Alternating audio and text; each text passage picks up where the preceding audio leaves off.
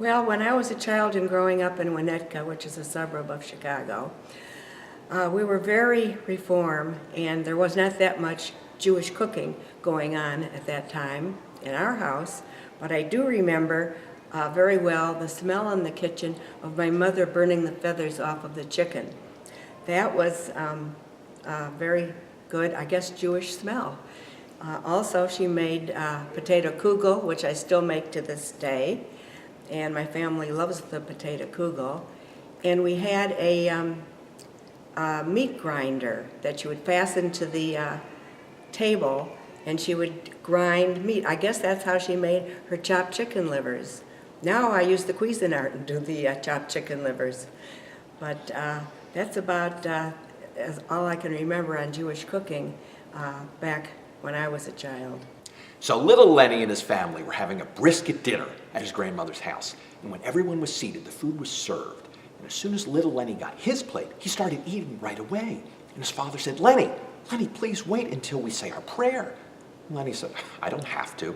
His mother said, of course you have to. Don't we always say a prayer before eating at our house? And little Lenny says, yes, but that's our house. This is Grandma's house, and she knows how to cook.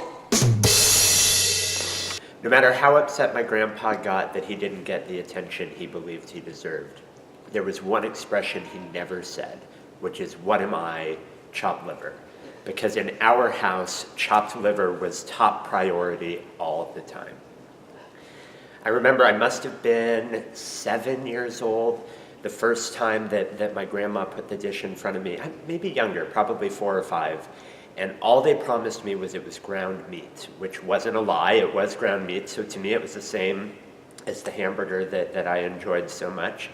So I tried a little bit and I loved it, and that was when they told me it was liver, and I learned that liver is not a bad word. So in the Simon house, we all loved chopped liver. So chopped liver became the food that I most connected to my grandparents. And while I didn't necessarily share my love for liver with my friends early on, they found it out quickly every Passover when I would bring my matzah sandwich with chopped liver in my lunchbox. So that was a quick way to clear the lunch table, but at least I knew no one was going to beat me up and take my lunch. So that was always fun. Then in high school, we took a trip to New York with our confirmation class, and we went to Sammy's Romanian Steakhouse in the Lower East Side. And they brought out 2 big bowls of chopped liver. And the way that they do liver at Sammy's is you get the bowl with the liver, the onion, and the eggs, and a pitcher of schmaltz, so that you can pour your own schmaltz and mix your own liver. So all of the chaperones got 1 bowl, and the kids got a second bowl, figuring that the 6 chaperones and the 30 kids would eat about the same amount of liver. What they didn't know was I was the only one of the kids who would eat the liver, so I'm pretty sure I ate that entire bowl of chopped liver with all the schmaltz. And then my grandma passed away when I was 18, 19 years old. But 8 years ago, my first Passover in Tampa, when I made Seder for the first time, I called my aunt to get my grandma's chopped liver recipe, and I did it almost the same way she did, except I didn't have that big metal meat grinder that she would latch onto the counter. I made it in a food processor. I'm sorry, Omi. When was it? 2 years ago, I got a meat grinder attachment for my KitchenAid, and I know that my Omi still would not approve of that, but it's better than a food processor. So still every Passover I make my Omi's recipe for chopped liver, and that's one of my strongest connections to her still. So to both of my grandparents, in my mind, they are very much chopped liver, and I mean that as the greatest compliment possible. I think all of my most fond memories of food really revolve around family. I grew up in a family, I was one of only 5 grandchildren, and our food memories all revolve around being at my grandmother's house. And it wasn't so much about what food was being cooked, but it was about who was there helping with the cooking. I will never forget, my great aunt was the baker of the family, and she used to come in. She had no children of her own, and she would come in to the 5 grandchildren with her pinwheel cookies and ironically her mandel bread, just like Cantor was speaking about. And we would all get to gather around my grandmother's big center kitchen island and help, roll out the bread and roll out the doughs and spin the pinwheel cookies. And that was the classic end to a family meal, having a huge dessert spread. But really what I remember is my grandmother setting up all the extra tables, because nobody who didn't have a place at our family table. It was all about the nice china coming out and the matzo ball soup coming out in the small little bowls from my grandparents' wedding. And I just remember the matzo balls overflowing the bowls because they were so large and the bowls were so tiny. And as young grandchildren running around the house with all the aunts and uncles, and it felt like the entire neighborhood gathered around our tables. Saul was eating in a Chinese restaurant and was chatting with the Chinese waiter. And Saul commented on what a wise people the Chinese are. Yes, said the Chinese waiter, we're wise because our culture is 4,000 years old. But Jewish people are also very wise, are they not? And Saul says, yes, we are. Our culture is 5,000 years old. And the waiter was surprised to hear this. He said, that can't be true. Where did your people eat for 1,000 years? Well, when I was a young girl, my grandmother lived in Brooklyn. Our family lived on Long Island. So we used to go sometimes on Fridays or Saturdays when we could for lunch. And Grandma used to make this wonderful recipe called fricassee of chicken, which I have no idea how to make. But it was the most wonderful chicken baked in a gravy with little meatballs. And she would serve this gigantic meal at lunch. It was only 85 out with no air conditioning, and we're all perspiring or sweating. And so we would have first, of course, chicken soup and matzo balls, then fricassee of chicken and vegetables, and we had to wait for dessert and tea because tea had milk in it, and if you're kosher, you had to wait an hour. What was interesting is Grandpa sat at the other end of the table. We're all sweating to death, perspiring. But Grandpa sat at the other end of the table eating cold tuna fish salad, which we thought was very smart of him. So if I could only get the recipe for fricassee of chicken, which I think lots of us know, but none of us know how to make, it would really be wonderful. That's my story. Rabbi Bernholtz has always been secretly sad that he's never been able to eat pork. So one day he flies to a remote tropical island and books a room at a hotel. No one will find me here, he says to himself. And on the first night he goes to the best restaurant and orders the roast pork special. And while he's waiting, he hears someone call his name, Rabbi Bernholtz.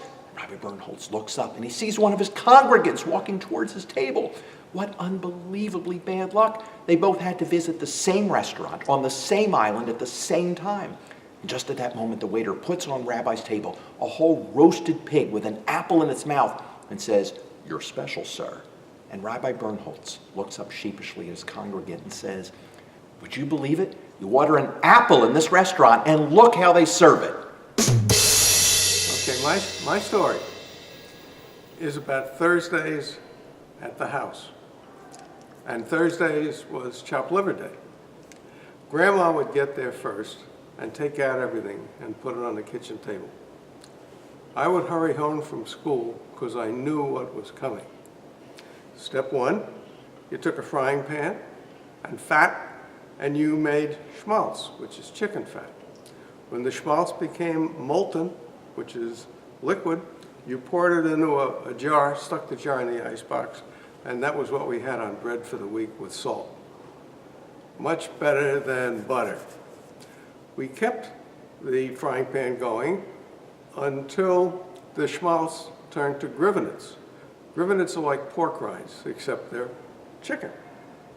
And you gotta have grivenets in chopped liver. If you don't have grivenets in chopped liver, it does not taste like chopped liver.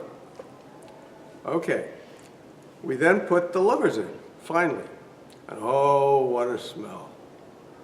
Meanwhile, while all this was going on, we were cooking up some hard-boiled eggs. Now, our house had gas, so we were cooking with gas. Then we hooked up the grinder to the kitchen table. The grinder was this aluminum thing which had a turn. My job was turning the turn and making sure the clamp didn't get loose so the whole contraption wouldn't fall on the floor. My grandmother took the stuff and took a pestle and knocked it down. Okay. Then it came out into a wooden bowl. Not any kind of a bowl, but a wooden bowl. You had to have a wooden bowl, and they put salt and pepper and paprika and garlic in it. And then we put wax paper over the top. You couldn't use foil.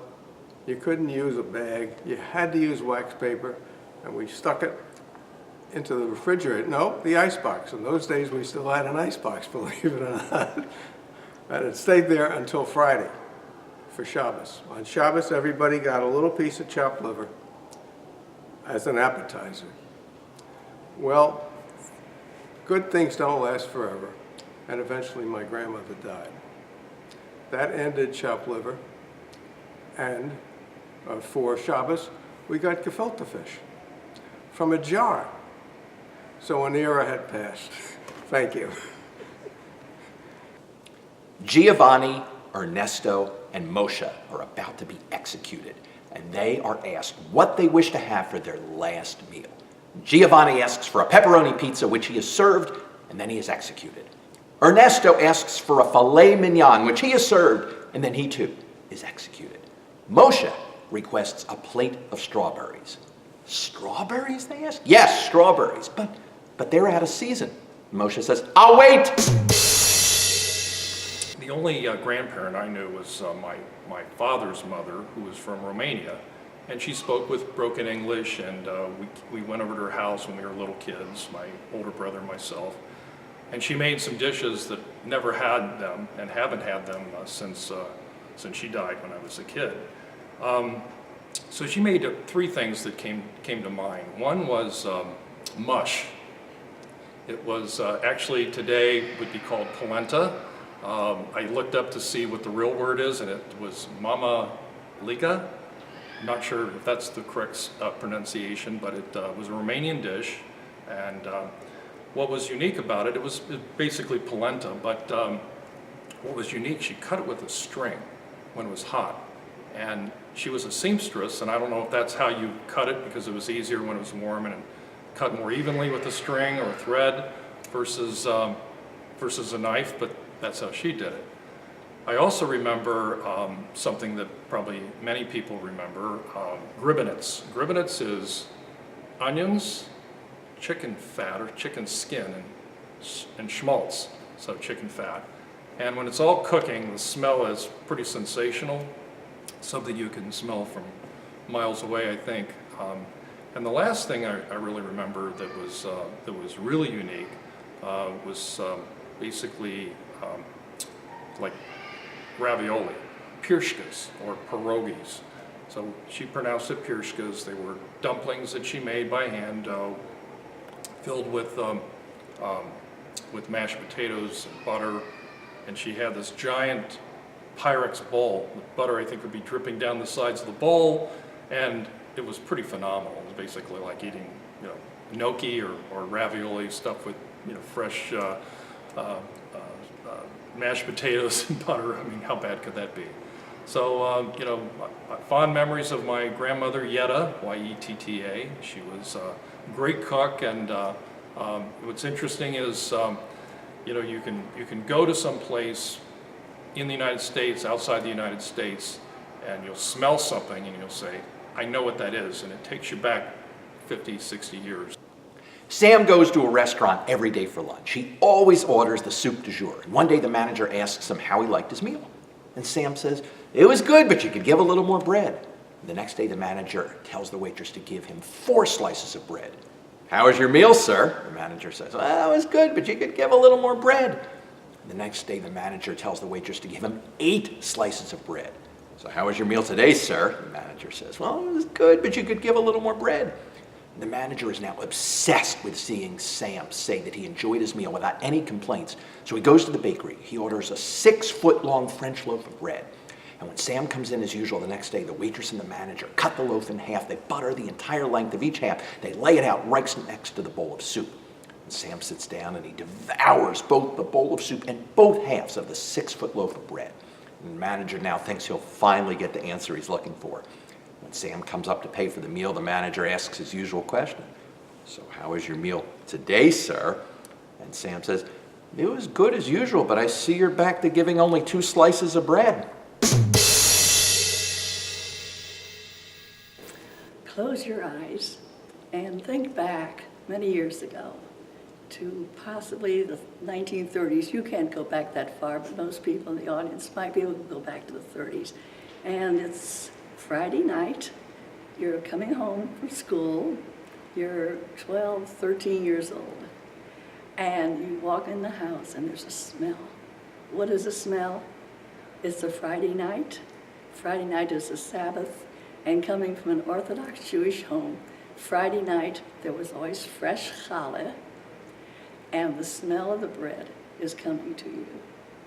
So you know that when you walk in, there will be a fresh piece of bread sliced, and on top of that will be something else that's been made in the house that afternoon, another smell that's obvious, and that is the rendering of the fat, of the chicken fat. And this makes schmaltz, chicken fat. So here you are, and in your hand you now have this piece of challah. Your mother brings over the fresh chicken fat, pours it over the bread, and inside the chicken fat there's all these congealed pieces of the fat, which form what are known as gribenes, and you probably would call them crackling. And this is over the bread. Now, we didn't know the word cholesterol then, and it's the most delicious thing in the world. And even today, could you resist that? Would you give up the thought of cholesterol if you could have fresh baked challah, if you could have the fresh made gribenes? Talk about pure ambrosia. That was it. Herb goes into the deli and says, "How much are the bagels?" The clerk says, "They're $1 for 2 of them." "Well, how much is it for just one?" And the clerk says, "It's 65 cents for one." Herb says, "Fine, I'll take the other one." My fondest memories of food are from my grandmother. She lived in Miami, Florida. I was born in Miami. And soon after, probably when I was 4, we moved to Fort Myers. And my parents would take me back to Miami to visit my grandparents. And my grandmother loved to cook. And she would go to Pumpernicks on Miami Beach, and she would pick up all these wonderful foods and bring them back. I still remember, my sister and I remember this mandelbrot that she had, the mandelbread, but it's not like any mandelbrot I've ever found since. It's cut like a biscotti is. However, it's not hard and crunchy, it was soft. And it was cakey, and we loved it. Every time we'd walk into her house, "Do you have mandelbrot, Grandma?" And it was fun. And we loved her chicken soup, her chopped chicken liver, and she did a soup that my father wouldn't let me eat that often because it was very fattening, he would say, because he wanted it.